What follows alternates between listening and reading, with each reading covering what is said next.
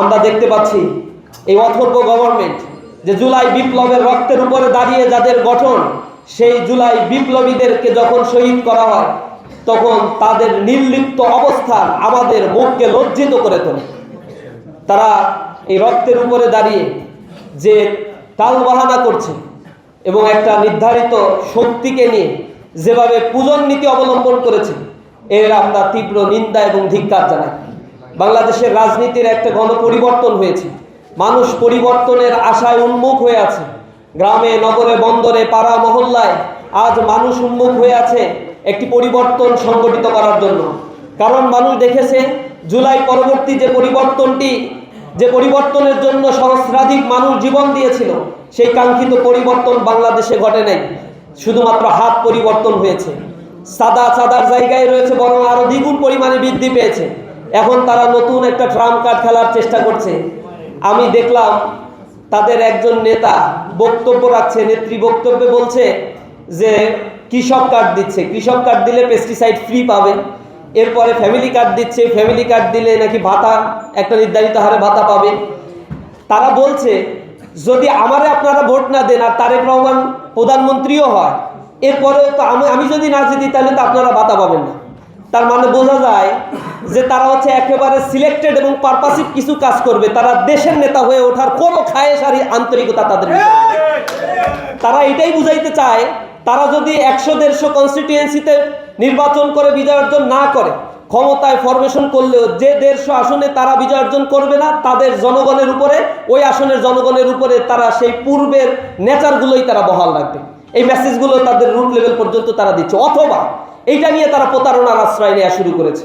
যেমনি প্রতারণার আশ্রয় নিয়েছিল এর আগে মনস্টার হয়ে যাওয়া ফ্যাসিবাদী একটি বিশাল আধিপত্য বিস্তারকারী একটি সরকার, ফ্যাসিবাদী আওয়ামী লীগ।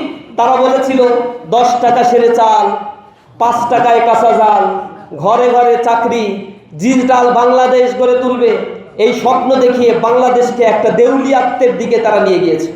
তারা 10 টাকা সেরের চালের কথা বলে যে প্রতারণা তারা করেছিল, বাংলাদেশের মানুষ তাদের এই প্রতারণা পরবর্তীতে বুঝতে পেরেছে। তারা যখন বলেছিল 5 টাকায় কাঁচা জাল খাওয়াবে, 200 টাকায়ও কাঁচা জাল পরবর্তীতে পাওয়া যায় না। ঘরে ঘরে চাকরির কথা বলে শিক্ষিত বেকারের সংখ্যা, তারা যখন বাংলাদেশ থেকে বিতাড়িত হয়েছে তখন শিক্ষিত বেকারের সংখ্যা 40 লক্ষ বাংলাদেশে তারা রেখে গিয়েছে। তারা ডিজিটাল বাংলাদেশ, স্বপ্নের বাংলাদেশ করে মাথাপিছু আয় আকাশচুম্বী করে তুলবে।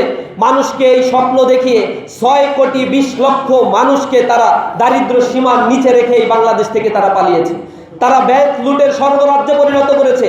6 লক্ষ কোটি টাকা বাংলাদেশ থেকে তারা পাচার করেছে, বাংলাদেশের ব্যাংকগুলো থেকে তারা ঋণ খেলাপি করেছে, লুটপাট করে $234 বিলিয়ন বাংলাদেশ থেকে তারা পাচার করেছে। এই মহা উৎসবে পরিণত করেছিল। নিজেদের আখের গোছানোর জন্য কোটি কোটি টাকার আলিশান জীবনযাপন তারা করেছে। তাদের এক পা ছিল বাংলাদেশে, আর এক পা ছিল বিদেশে। আত্মীয় স্বজন, পাড়া প্রতিবেশী যা ছিল সব বিদেশে অবস্থান করেছে, আর নিজেরা রাজনীতি করে কোটি কোটি টাকা উপার্জনের একটা মেশিন হিসেবে বাংলাদেশে তারা অবস্থান করেছিল। যখনই একটা ধাক্কা লাগছে সব বাংলাদেশ থেকে পলাইছে। আমরা একই চরিত্র দেখতে পাচ্ছি আর একটা দলের মধ্যে। আমরা ভেবেছিলাম জুলাই পরবর্তী তাদের একটু বোধোদয় হবে, একটা পরিবর্তন হবে। জনগণ তাদের এই প্রতারণা ধরে ফেলেছে। এখনো যদি জনগণ জাগ্রত না হয়, এর মাসুল তাদেরকে দিতে হবে।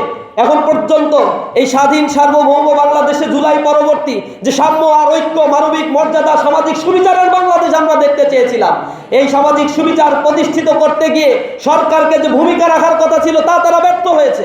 আমরা দেখেছি একটা দলের আন্তঃকোন্দলের মধ্য দিয়ে 200-এর অধিক তারা মানুষকে পিটিয়ে হত্যা করে ফেলেছে। সেগুলোর বিচার হয় না। বিচার বহির্ভূত এই হত্যাকাণ্ডের কারণে আজকে বাংলাদেশের আনাচে কানাচে মানুষ বড় অস্বস্তির মধ্যে আছে। চাঁদাবাজির এক মহা উৎসবে পরিণত করেছে বাংলাদেশকে। এই জায়গা থেকে পরিবর্তন এখন অবশ্যম্ভাবী।